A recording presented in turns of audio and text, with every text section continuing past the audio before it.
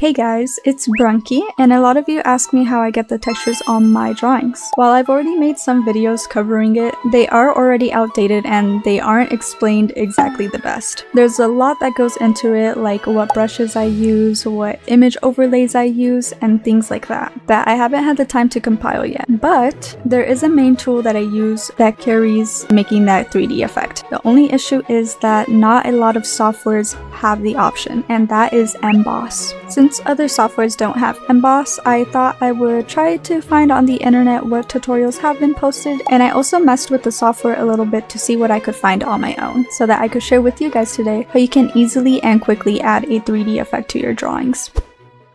So I add a lot of things to my drawings in order to make it look pretty 3D. Just a lot of effects on top to get it to look the way that I want. Here is my drawing, plain and simple. And then if I go over here to filters, stylize, and then go down to emboss, it does this pretty cool effect right here. You can mess with the height of it and how much there is. Pretty cool. Once I press OK, you can either get rid of all these rainbow effects that it has going on top of here by making a new layer, filling it with black, and then setting it to color, or you can leave all those nice unique colors. Once you emboss it, change the layer type to overlay, and let's zoom in here to see the full effect. It makes everything look 3D. And then depending on how much you up that emboss amount, that is crazy. So that is what heavily helps me to add those crazy amount of textures. The only thing is, this is Photoshop, and a lot of people don't have Photoshop since it's not necessarily an art program. So let's go ahead and switch over to Clip Studio. Let's go about the same process. I'm gonna get a merged duplicate of my drawing, go to filters,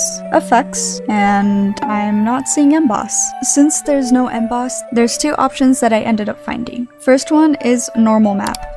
This looks pretty dang similar. You can go ahead and mess with the strength of everything. Y down, and then new layer on top of the normal map, color, fill it in all black, merge it with the layer underneath, and then set it to overlay.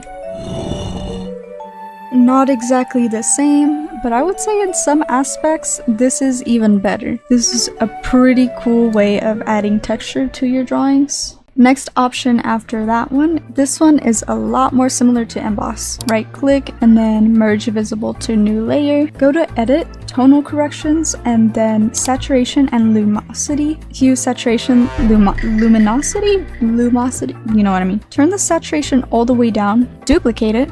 Go to tonal correction again, reverse gradient. Go ahead and set that to vivid light, and then move the layer slightly up. After that, you can merge it with the underneath and set that to overlay. And that is essentially an exact copy of how to emboss, just with a couple more steps in between, and obviously less customization, but I would say it's pretty much the exact same. Pairing the two together looks pretty freaking crazy. But yeah, there we go. I'll go ahead and put them in the corner right there of the person that originally made a video that basically brought more attention to that second method on how to emboss on other apps like Procreate and then now Clip Studio. And then for that first one, I have no idea if someone else has already covered that one, but it's pretty freaking cool. I think we should totally share that one a lot more. Also, go ahead and check out all my other platforms like Ko-fi, where I post all my work in progresses and where you could support me further than just engagements, or Instagram and TikTok by boosting my drawings and reaching a wider audience. But yeah, let me know what else you guys would like to know on part of my process, what you'd like to see me try. Have a wonderful, beautiful day, my Bronx, my monkeys. Bye bye.